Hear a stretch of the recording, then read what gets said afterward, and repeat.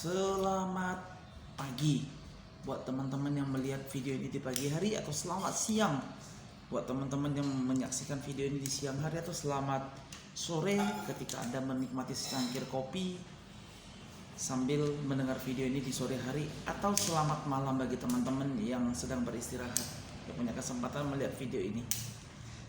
Salam sejahtera buat kita semuanya. Kembali lagi dengan kita Christian Purba dari Republik Walet, ya.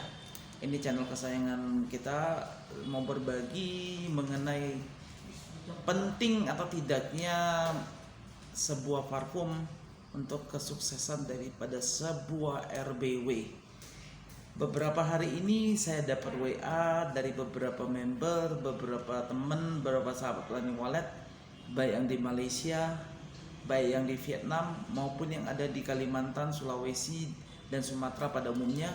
Mereka bertanya menggunakan tentang penting nggak parfum itu, apa manfaat parfum itu, dan bagaimana pengaplikasian parfum tersebut.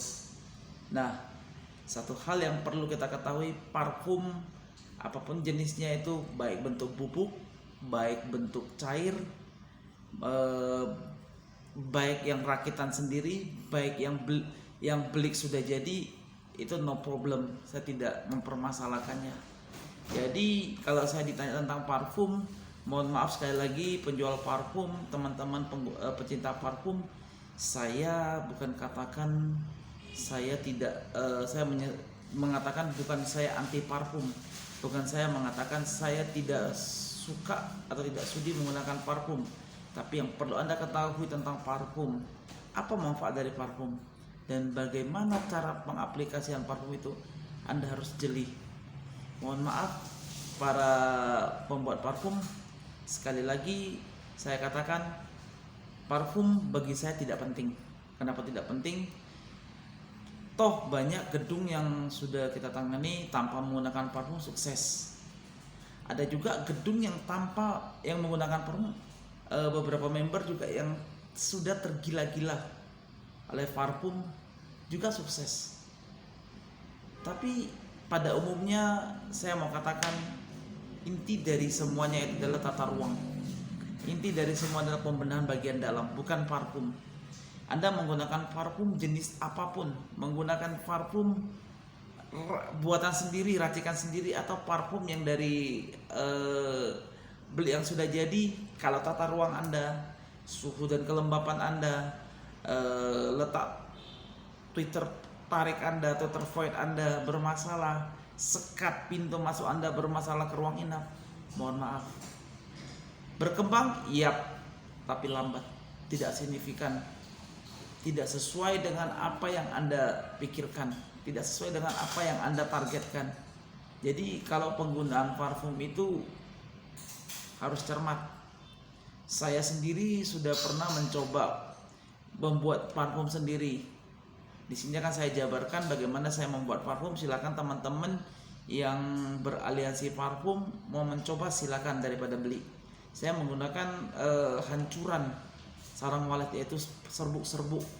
Jadi ketika panen itu, kita panen ada serbuknya yang halus-halus, itu yang saya gunakan. Saya pakai itu lebih kurang 1 sampai 2,5 on serbukan sarang walet hancuran tersebut. Kita rendam dengan 20 liter air, dicampur dengan minyak ikan Scott Emotion warna putih. Kalau Anda beli yang besar, ya cukup 1 botol, tapi kalau yang kecil 2 botol. Nah, ditambah dengan 20 butir putih telur bebek. Itu yang saya pernah lakukan. Saya aduk, saya fermentasi, saya letakkan di dalam toilet rumah saya. Di lantai bawah kebetulan ada satu toilet di bawah itu jarang digunakan, saya letakkan di situ. Saya fermentasi lebih kurang 2 minggu. Setelah diaduk semua, ditutup rapat, fermentasi 2 minggu. Setelah 2 minggu saya masukkan lagi 20 butir putih telur bebek, dan kemudian saya aduk rata, kemudian saya tutup lagi, saya fermentasi lebih kurang seminggu sampai 2 minggu paling lama. Setelah itu akan saya saring dengan 1 liter campuran parfum tersebut dengan 5 hingga 10 liter air yang kemudian kita aduk. Setelah diaduk kita saring, kita siram semprot. Nah, pengaplikasinya gimana? Banyak teman-teman yang mengatakan pengaplikasinya gimana.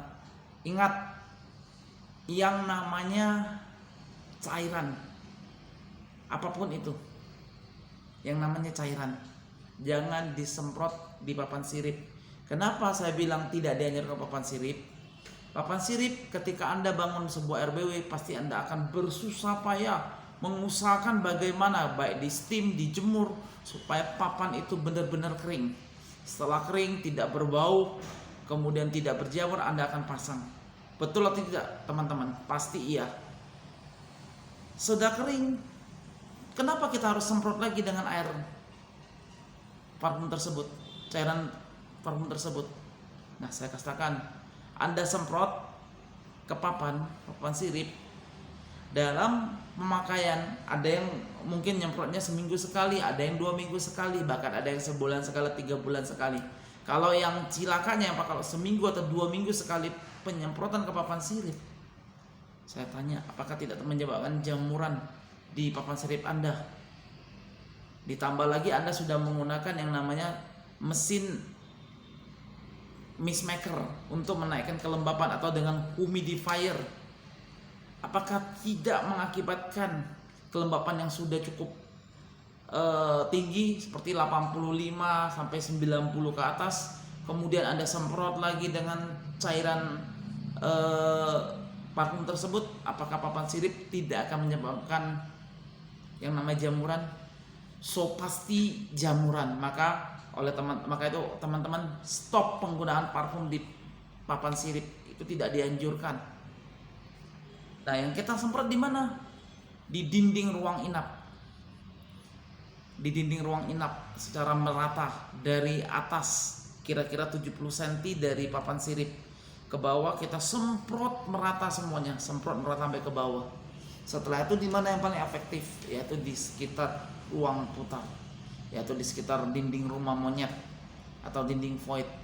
Nah, kenapa saya katakan di dinding ruang inap, di dinding ruang putar itu, di void itu sangat efektif? Nah, ini saya buka triknya. Kalau kita sudah ada populasi di sekitar rumah monyet, di dalam rumah walet kita minimal ada 50 sarang, berarti lebih kurang 100 ekor burung.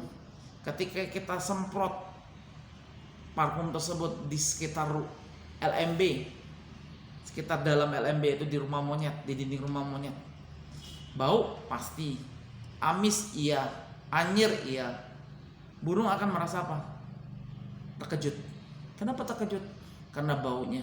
Dia akan mutar di sekitar LMB luar. Di luar LMB dia mutar, tapi tidak nempel Twitter, dia akan mutar. Sambil mutar dia akan mengeluarkan satu suara. Suara apa? Suara panik, suara stres. Sehingga mengakibatkan burung-burung tetangga dari jauh, dari beberapa ratus meter akan kumpul di tempat kita. Semakin lama semakin banyak, semakin lama semakin banyak, semakin lama dan semakin banyak. Itu adalah trik untuk menjebak burung. Burung baru ya. Kalau burung tua, burung dewasa, mohon maaf, apakah lagi di sekitaran kita dia sudah buat sarang di RBW tetangga, itu tidak akan bisa terpancing kalau tidak ada halangan, hambatan, gangguan dari RBW tempat asalnya.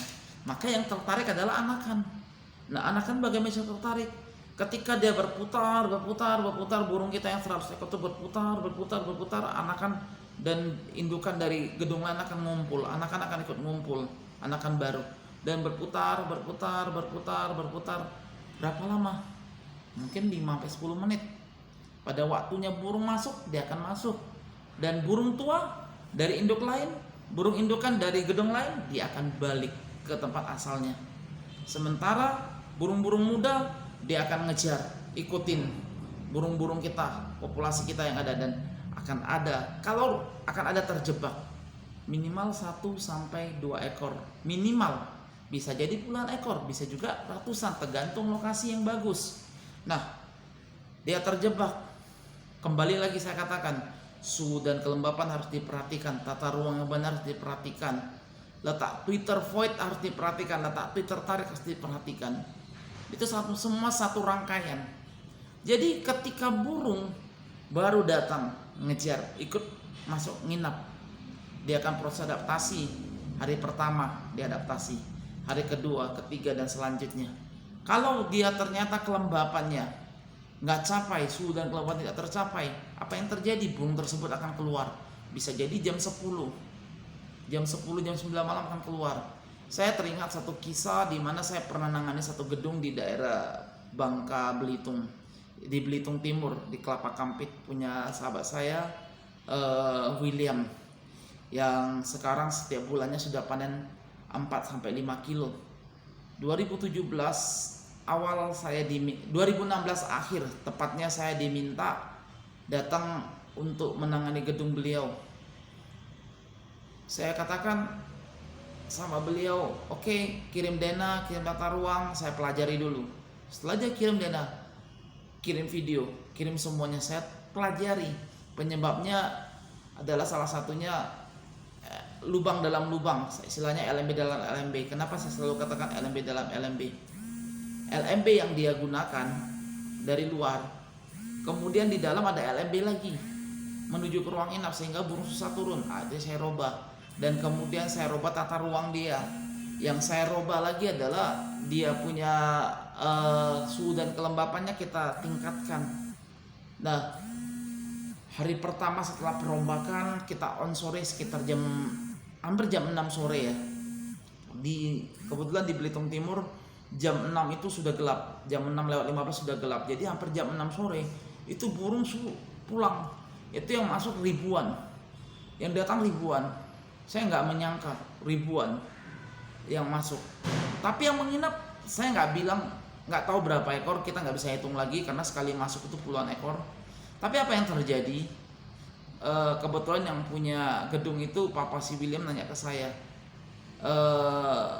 Pak, ini burung yang nginap yang begitu banyak tadi, apakah semua menginap? Apakah semua pasti jaminan menginap? Saya katakan tidak ada jaminan bahwa burung yang menginap segitu banyaknya akan menginap 100%, semuanya menginap, tidak. Saya bilang kalau mau pasti, coba nanti jam 9 malam atau jam 10 malam Anda datang, tongkrongin di bawah LMB, berapa ekor yang keluar. Nah, kemudian besok pagi jam 5 pagi Anda bangun, perhatikan berapa ekor yang keluar. Itulah yang pastinya yang menginap pada saat itu, bukan besok.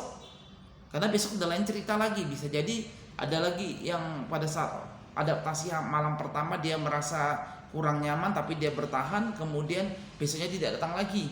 Bisa jadi ada lagi yang datang, besoknya datang lagi bawa teman baru karena merasa nyaman. Itu beda lagi kasusnya. Jadi benar, setelah kita makan malam, kita makan malam jam 7 di Manggar, di kampungnya Pak Ahok, kita makan kira-kira 1 jam dari Kelapa Kampit. Setelah itu kita balik jam 8.30 sudah sampai di rumah beliau. Jam 9 beliau tongkrongin di LMB. Dan apa yang beliau sampaikan kepada saya besok pagi sekitar jam 7 ketika saya bangun, Pak, benar apa yang Bapak bilang bahwa burung keluar lagi sekitar jam 9-an lewat. Saya tongkrongnya sampai jam 10 di bawah LMB, ternyata ada puluhan ekor keluar lagi, Pak. Nah, dan dia bangun jam 5 pagi. Jam 5 di Belitung, kira-kira jam 5 itu sudah mau mendekat 5.30 sudah terang. Jadi di jam 5 saya sudah bangun, dia perhatikan burung yang keluar, dia bilang, wah, lebih banyak dari yang biasanya, Pak. Nah, itu dia. Saya bilang, itulah burung yang nginap. Jadi buat teman-teman, jangan terkecoh, jangan langsung percaya kalau pada saat jam 6 sampai jam 7. Kalau saya kebetulan di Sumatera ini jam 7 baru mulai gelap. Jangan terkecoh ketika burung pulang, kita melihat ada ratusan, ada puluhan ekor. Pada hari pemancing ada puluhan ekor, ternyata kita tunggu selama sebulan loh. Kenapa ya? kok titik kotorannya cuma ada 2, cuma ada 3, atau bahkan cuma 1 titik, tumpukan aja, jangan terkecoh. Kalau mau tahu pastinya, bangun di pagi hari, tongkrongnya di LMB, berapa ekor yang keluar. Itu sekitar, kalau di Medan saya sarankan jam 5.30 atau jam 5.45, perhatikan sampai 6.30, berapa ekor yang keluar. Itulah burung yang sebenarnya menginap di dalam gedung kita. Nah, kembali lagi mengenai parfum. Jadi parfum itu saya tidak katakan parfum itu tidak bagus. Parfum itu bagus kalau Anda tahu cara pengaplikasiannya, kalau Anda tahu cara penggunaannya. Tetapi kalau tidak menggunakan parfum aja bisa burung bertambah, kenapa kita harus pakai parfum? Kembali ke pilihan Anda, apakah Anda termasuk golongan fanatik parfum atau golongan yang tidak menggunakan parfum? Kembali Anda yang berpikir secara rasional. Saya cuma bisa memberitahu, saya cuma hanya bisa menginfokan kepada Anda. Dan kemudian manfaat parfum untuk memancing burung, benar kalau Anda tepat penggunaannya, pengaplikasiannya. Tetapi ingat, penggunaan parfum bisa mengakibatkan burung pindah, burung kabur. Kalau, ingat kalau, jangan dipelintirin, ingat kalau salah pengaplikasian. Jadi sebelum Anda menggunakan parfum, pelajari bagaimana fungsi parfum tersebut. Tanya kepada penjual parfum bagaimana pengaplikasi yang tepat. Lakukan sesuai dengan apa yang dikatakan oleh penjual parfum. Jangan oleh kitanya sendiri tanpa pengetahuan kita. Karena parfum bisa menjadi 2 sebab. Bisa sebab berhasil, bisa gagal. Maka berpikirlah secara jernih. Salam sukses 3 jari mangkok. Dengan saya Christian Purba, Republik Wallet. Sampai jumpa di video-video berikutnya. Bye bye.